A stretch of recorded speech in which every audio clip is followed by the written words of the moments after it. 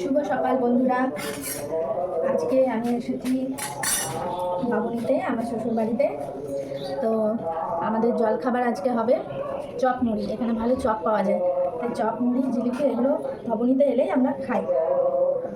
তো এখন একটু চা খেলাম, গ্লাসে করে চা খেলাম।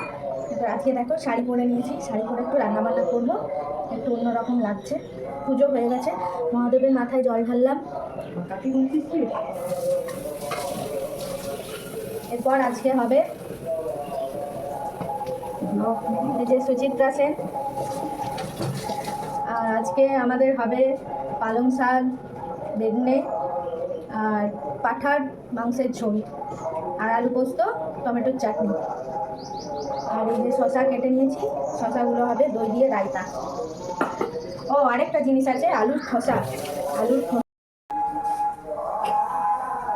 আমি আলু পোস্ত বসিয়ে দিয়েছি।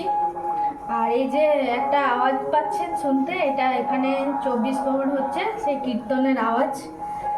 আর দিশা একটা ইনস্ট্যান্ট ম্যাগি বানাচ্ছে, দেখিয়ে দে ম্যাগিটা। এই যে এটার জন্য দাঁড়িয়ে আছে ও। Pokémon ramen.